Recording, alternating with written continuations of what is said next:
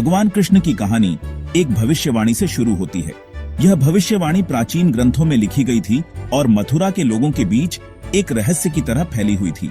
यह कहा गया था कि देवकी का 8वां बेटा एक महान योद्धा बनेगा और अत्याचारी राजा कंस का अंत करेगा। मथुरा का क्रूर राजा कंस एक देवीय संदेश से जान गया कि उसकी बहन देवकी का 8वां बेटा उसका काल बनेगा। इस संदेश ने कंस को भयभीत कर दिया और उसने तुरंत देवकी और वसुदेव को कैद करने का आदेश दिया। कंस ने सोचा कि अगर वह देवकी के सभी बच्चों को मार डालेगा तो वह अपनी मृत्यु से बच जाएगा। डरा हुआ लेकिन दृढ़ निश्चयी कंस ने देवकी और उसके पति वसुदेव को कैद कर लिया। उन्होंने उन्हें एक अंधेरी और ठंडी जेल में बंद कर दिया, जहां वे अपने आने वाले बच्चों के लिए चिंतित और दुखी थे। लेकिन देवकी और वसुदेव ने अपने विश्वास को नहीं छोड़ा और भगवान पर भरोसा बनाए रखा। उसने उनके पहले 6 बच्चों को निर्दयता से मार डाला, जिससे राज्य निराशा में डूब गया। हर बार जब देवकी ने एक बच्चे को जन्म दिया, कंस ने उसे निर्दयता से मार डाला। इस क्रूरता ने मथुरा के लोगों के दिलों में डर और दुख भर दिया। लेकिन देवकी और वसुदेव ने अपनी उम्मीद नहीं छोड़ी। हालांकि दैवीय हस्तक्षेप काम कर रहा था। भगवान विष्णु ने देवकी और वसुदेव को आश्वासन दिया कि उनका 8वां बेटा सुरक्षित रहेगा। इस दिव्य हस्तक्षेप ने उन्हें नई उम्मीद और साहस दिया। वे जानते थे कि भगवान उनके साथ हैं और उनके बच्चे की रक्षा करेंगे। जब 7वें पुत्र कृष्ण का जन्म हुआ तो जेल की दीवारें चमत्कारिक रूप से खुल गईं। यह एक अद्भुत दृश्य था, जैसे कि भगवान स्वयं उनकी मदद के लिए आए हों। वसुदेव ने देखा कि उनके बंधन टूट गए हैं और जेल के दरवाजे अपने आप खुल गए हैं। यह भगवान की शक्ति का प्रमाण था। दिव्य प्रकाश द्वारा निर्देशित वसुदेव ने कृष्ण को यमुना नदी के पार गोकुल में सुरक्षा के लिए ले गए। यमुना नदी भी भगवान की इच्छा से शांत हो गई और वसुदेव ने बिना किसी कठिनाई के नदी पार कर ली। यह यात्रा कठिन और खतरों से भरी थी, लेकिन वसुदेव ने अपने बेटे की सुरक्षा के लिए हर जोखिम उठाया। गोकुल में नंद और यशोदा कृष्ण की असली पहचान से अनजान, उन्हें अपने पालक माता पिता बनने का आशीर्वाद मिला। उन्होंने कृष्ण को अपने बेटे की तरह प्यार और देखभाल दी। गोकुल के लोग भी इस दिव्य बालक के आगमन से बहुत खुश थे और उन्होंने उसका स्वागत धूमधाम से किया।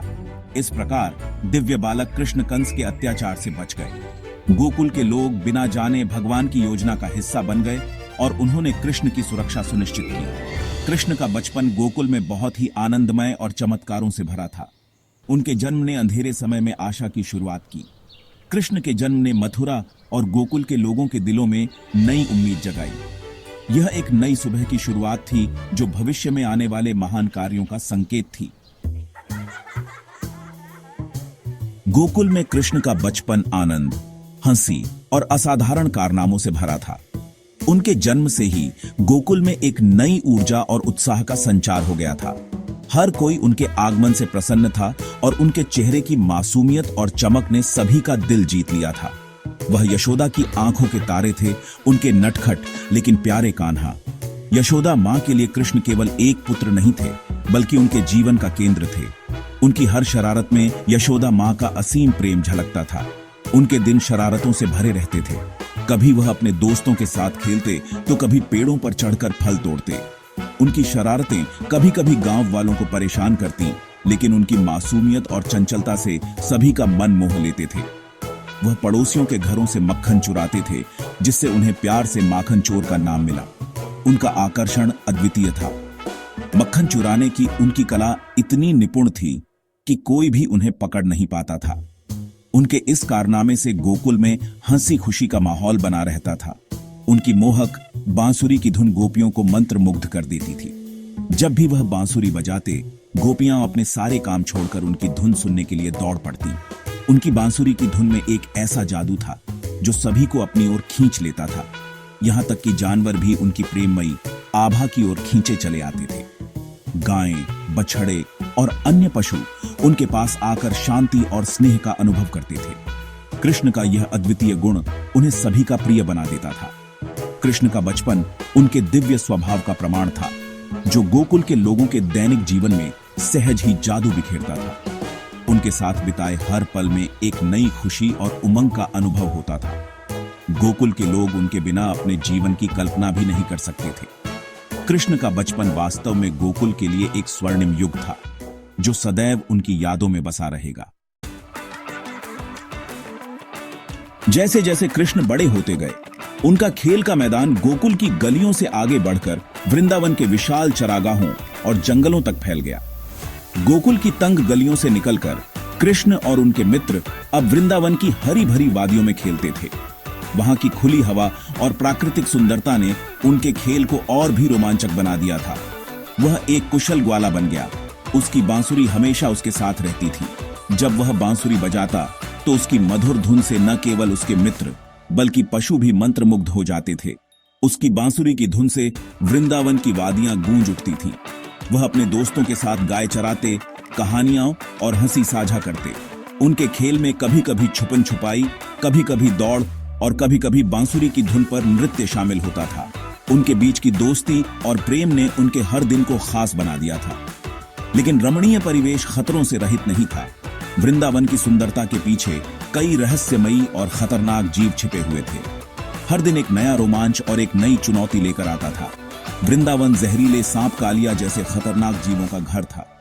कालिया का जहर यमुना नदी को दूषित कर रहा था, जिससे वहां के जीव जंतु और लोग प्रभावित हो रहे थे। यह एक बड़ी समस्या थी जिसे हल करना आवश्यक था। कृष्ण ने अपनी दिव्य शक्तियों से कालिया को वश में कर लिया। यमुना नदी को उसके जहर से मुक्त कर दिया। उसकी बहादुरी और साहस ने सभी को चकित कर दिया। कृष्ण ने कालिया को हराकर न केवल यमुना को शुद्ध किया, बल्कि सभी को यह संदेश भी दिया कि सच्चाई और साहस से हर मुश्किल का सामना किया जा सकता है। उनकी बहादुरी और करुणा कम उम्र से ही स्पष्ट थी। कृष्ण ने अपने कार्यों से यह साबित कर दिया कि वह न केवल एक महान योद्धा थे, बल्कि एक दयालु और करुणामय व्यक्ति भी थे। उनकी कहानियां आज भी हमें प्रेरित करती हैं और हमें सिखाती हैं कि सच्चाई और साहस के साथ जीवन की हर चुनौती का सामना किया जा सकता है। वृंदावन के देहाती आकर्षण के बीच राधा के साथ कृष्ण की प्रेम कहानी खिली। राधा, एक सुंदर और समर्पित गोपी, उनके दिव्य प्रेम का प्रतीक बन गई। उनका रिश्ता सांसारिक दायरे से परे था, जो भक्त और भगवान के बीच के शाश्वत बंधन का प्रतीक था। उनकी प्रेम कहानी को उनकी चंचल बातचीत, उनके सुख और दुख के साझा क्षणों और एक दूसरे के लिए उनकी गहरी लालसा की मनमोहक कहानियों के माध्यम से दर्शाया गया है। उनका प्रेम ईश्वर के साथ मिलन के लिए आत्मा की लालसा का प्रतीक बन गया। भाग 5, राक्षसों का संहारक। वृंदावन में कृष्ण का सुखद जीवन कंस द्वारा उन्हें खत्म करने के लगातार प्रयासों से बाधित होता रहा। भविष्यवाणी से भयभीत कंस ने कृष्ण को मारने के लिए कई राक्षस भेजे, लेकिन कृष्ण ने अपनी दिव्य शक्तियों से उनमें से हर एक को हरा दिया। ऐसा ही एक राक्षस पूतना थी, जिसने खुद को धाय मां के रूप में प्रच्छन्न किया और शिशु कृष्ण को जहरीले दूध से मारने की कोशिश की। हालांकि कृष्ण ने अपनी दिव्य जागरूकता में पूतना का जीवन चूस लिया, जिससे भूमि उसकी बुराई से मुक्त हो गई। भाग 6, बुराई पर विजय। जैसे जैसे कृष्ण बड़े होते गए, कंस के साथ उनका टकराव अपरिहार्य हो गया। कंस ने अपने सिंहासन के लिए खतरे को खत्म करने के लिए बेताब होकर कृष्ण और बलराम को मथुरा आमंत्रित किया। उसने कुश्ती मैच के दौरान उन्हें मारने की योजना बनाई। हालांकि कंस के बुरे इरादों से वाकिफ कृष्ण ने बहादुरी से मुकाबला किया। उसने कंस के पहलवानों को हराया और अंत में खुद कंस को मार डाला, भविष्यवाणी को पूरा किया और मथुरा को अत्याचार से मुक्त कराया। भाग 7, ज्ञान और शिक्षाएं। कृष्ण का जीवन केवल चमत्कारिक कारनामों के बारे में नहीं था, यह गहन शिक्षाओं के बारे में भी था। वह एक पूजनीय शिक्षक और मार्गदर्शक बन गए। आध्यात्मिक ज्ञान चाहने वालों के साथ अपनी बुद्धि साझा करते थे।